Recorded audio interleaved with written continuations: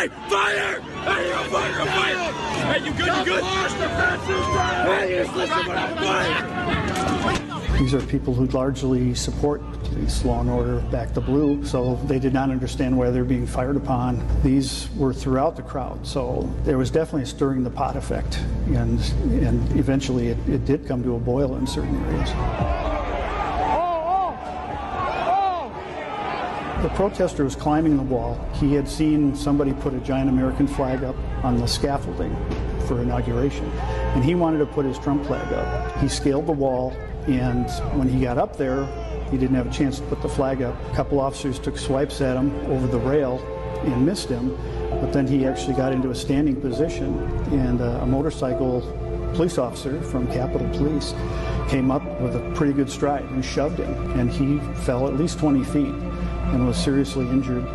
That was witnessed by a lot of people. And then when they carried him out, a lot of the crowd saw the after effects of that, and they were very upset. My analysis of a police officer pushing somebody off the wall is that that individual is committing a crime, a very serious crime, again putting that person's life at risk. It is unconscionable for an officer to do such a thing.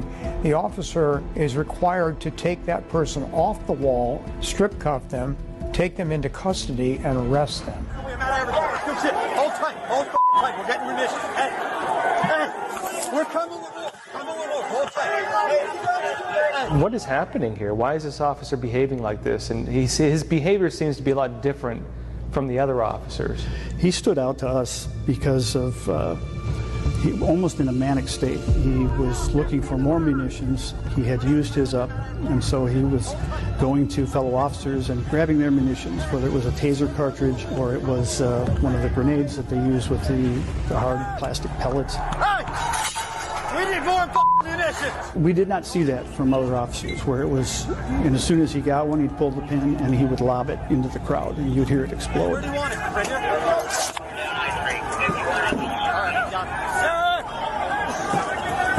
He was completely out of control. A supervisor should have stopped him, got him out of that area, and he himself was committing crimes in the process. 3 ECD deployments. I got another taser. If you tase somebody, you're obligated to cuff them, now that you've neutralized them, arrest them, and that's not what he was doing. He was using those devices to punish people, not to arrest them, and that is unconscionable. Hey, Rich? Put him in the scaffolding. Just go! Just shoot. It's a failure not only of training, but it's also a failure of bystandership and supervision.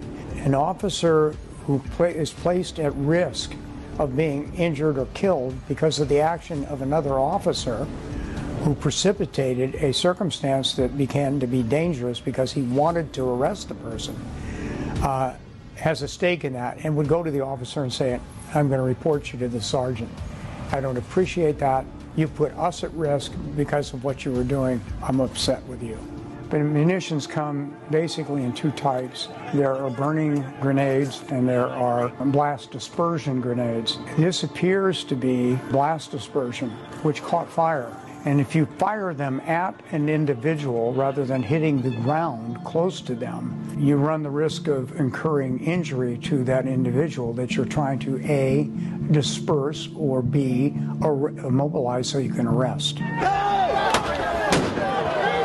If you do, that explosion at a face level could blind a person, it could deafen them for life, it could do both. And that is what was depicted here in this film script. There is no tactical reason at all. This is something that is, you're showing intent by shooting at that level. It was also evident to me that the crowd was angry. The one finger salute that was being given by that activist was a clear indication that they were mad. So what you've done is you've constructively created a problem that you started out to disperse or arrest people with. You have contradicted what your mission was in the first instance, which was to disperse that crowd, get them back because the chemical munitions were having effect on them, and not to do something that is, in my mind, sadistic and wrong, just wrong. Do we know anything about this incident where the bomb goes off in the crowd that this officer threw? Well, I'm not sure that particular grenade, if we know what the result was, but others, they fell in amidst two gentlemen who fairly shortly after had cardiac events. One, I believe, was a stroke, the other was a heart attack. That loud of a retort certainly can't say that medically triggered it, but a stimulus like that, anybody that's got a bad heart, those fellows both dropped pretty quickly, and they were carried out, and both of them eventually died. You may have a person who has a condition that could evoke a reaction on their part that would be detrimental to their health. I'm not going to say that that's what happened here. I'm not a medical expert. I don't know. But I think it more probable than not that this precipitated what happened. The closer the density of the crowd, the more problematic the use of these tools is in terms of a number of things. There have been panic reactions on compacted crowds resulted in trampling, deaths, and injuries that occur. It's designed to get people to disperse, but in doing it with a compacted crowd, there isn't really that much maneuverability to disperse. And so it is a consideration that the commander should review before using this type of grenade.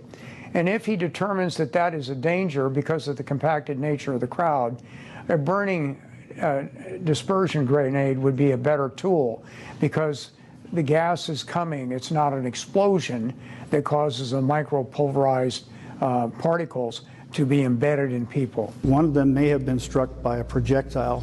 A witness did report that, was struck in the side of the head, but they were in very close proximity, so they would have certainly felt the concussion. They may have even felt the heat. And certainly any of the gas that came off of it. And the response was very quick. I mean, within a few seconds, the first fellow was down and he was without a pulse, and they never did bring him back. The autopsy ruled it as a natural death because these fellows had a history of heart disease, but it did not go into contributing factors. And, the families were not surprised about the heart attack because of the health conditions, but you cannot ignore the timing. Again, it raises troubling questions that really haven't been